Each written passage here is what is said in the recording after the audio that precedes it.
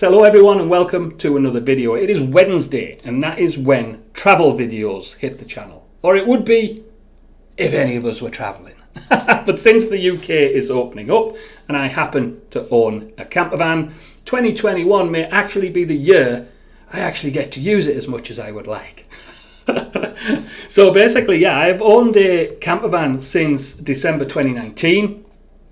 And some people may say, December 2019, were you psychic? Because of course COVID hit in 2020. And it wasn't like that at all. I had no idea that COVID was going to hit. I bought it so I could tour the UK for 2 to 3 years, do my holidays locally or at least nationally, and then maybe go back to going abroad. And then COVID hit. Now COVID, you would say, well Ian, you've got a campervan. That's perfect.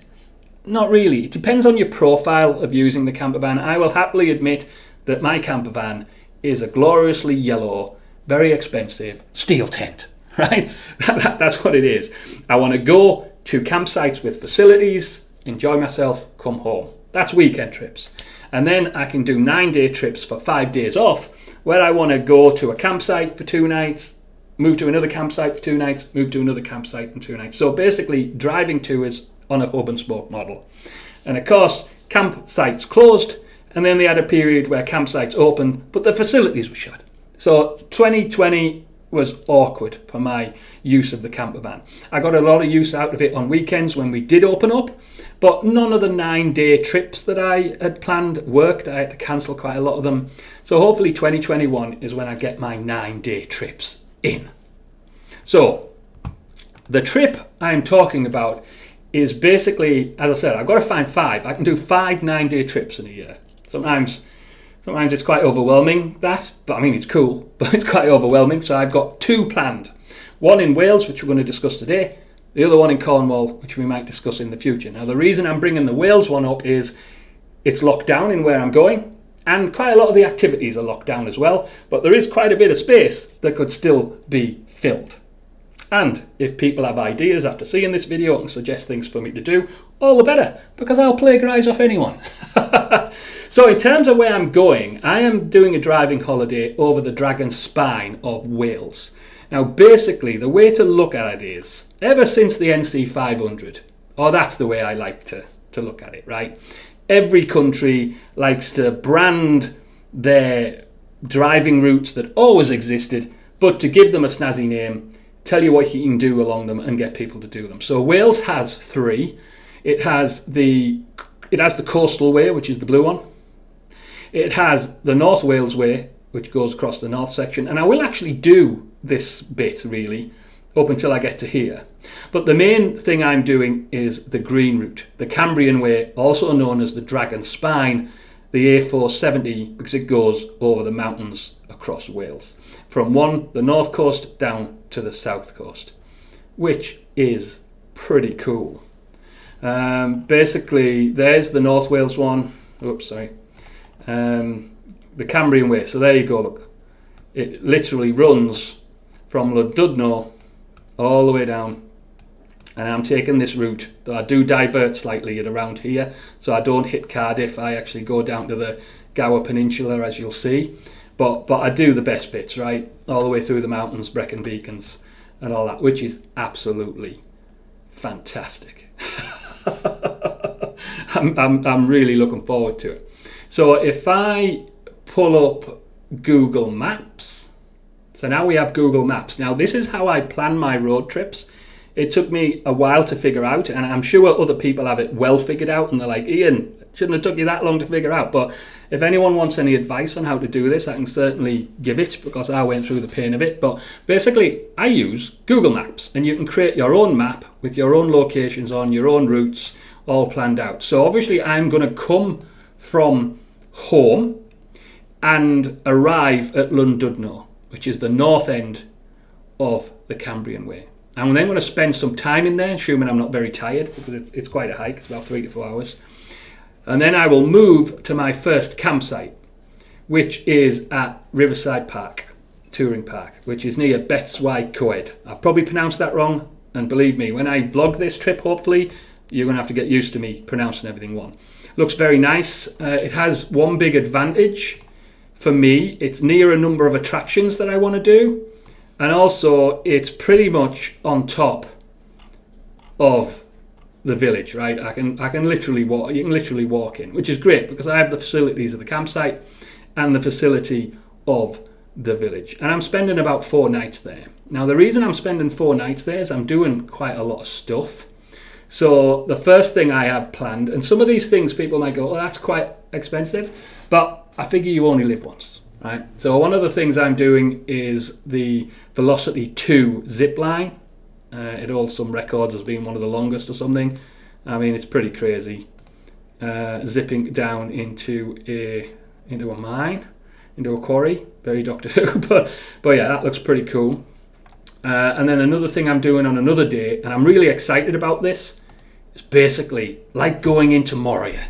So basically, this is an expedition through caves. Now, I've done my due diligence and checked that it's not confined spaces through caves, because I couldn't do that. That would do me in. And I thought, okay, which one do I do? I was going to do Ultimate Extreme, but I must admit I shied away from it. I don't know why I shied away from it, because it's only 1 hour longer than the middle one, but I was a bit worried it'd be too much for me. I know, I worry about my stamina and stuff, so I've gone for the middle one, and I'm quite happy. But yeah, basically it's like the Mines of Moria. You make your way for 6 hours. I mean, that's a whole day through this mine complex, doing abseiling, zip lines, traverses, ladders, bridges, and all sorts of craziness. And it does look absolutely awesome. So that's one thing I'm doing another day. So that I've got an air and land adventure, but I don't think there's going to be any sea ones for this one. So if we go back to my map, after spending 4 days here doing various things, so there's probably a few things I could do here as well, like I might visit some castles and stuff, or if anyone's got any ideas for walks or anything like that around this area, that'd be great. And then at some point I move on and I drive all the way down the A470 through the Dragon's Spine. Now you'll notice I've got a stop off point here. Now that stop off point I may actually do while I'm back in this campsite up here, or I may do it en route to my next campsite, and that is basically the Mach Loop. Now the Mach Loop, it's sort of not an official location, I don't think. It is basically a car park in a valley, and you can climb up the valley walls, and the RAF and various international air forces fly through the Mach Loop as part of their aircraft practice. Now, don't get me wrong, I fully expect I'm going to turn up there and not see shit. But, I might as well give it a go. So I'm going to give that a go if the weather holds, because it would be really good to see. But as I said, very circumstantial, but we'll see what happens. So that's the Mach Loop. So if I go back to the map, then I do have a dog. I do apologise. Oh, and that's another thing, just to tell everyone. That is another thing. Regrettably, I am not taking Daisy Dog on this trip. Now, the reason for that is it's my choice. She's perfectly healthy. There's nothing wrong with her. But what I've discovered, obviously, is taking Daisy Dog on the van trips is like taking a toddler. She's very well behaved, but obviously you have to look after her like a toddler. So I wouldn't be able to sit at the Mach Loop for 4 hours waiting for planes to pass if I was with Daisy Dog. I wouldn't be able to do the zip line. I wouldn't be able to do the whole Moria thing, because of course Daisy Dog can't do them. So that's the only reason Daisy Dog's not going. So it's just one of those things. So then, this is where I need some advice, because I'm still working out what to do at these places. So I drive and drive and drive all the way along the Dragon's Spine until I get to my next campsite, which is at Brecon Beacons. Now, I've got nothing planned for the Brecon Beacons yet. So if anyone knows some great things to do there, post them in the comments and I'll add them to my research tasks. Now, then I stay a couple of days here. Then I drive through the Brecon Beacons, and instead of going to Cardiff, I divert off and I go to the Gower Peninsula. Now, I'm staying there on a nice, small farm campsite, which is basically a walk to the beach. Must admit, I don't probably plan to do much when I'm at that campsite. I'm there a couple of nights. I have a feeling it's relaxation, read, and hopefully have enough weather, good weather to visit the beach. But the Gower Peninsula is very nice. I'm sure there's loads of walks there I can do. So if anyone has any ideas, brilliant. but I am edging towards just being lazy in the Gower Peninsula.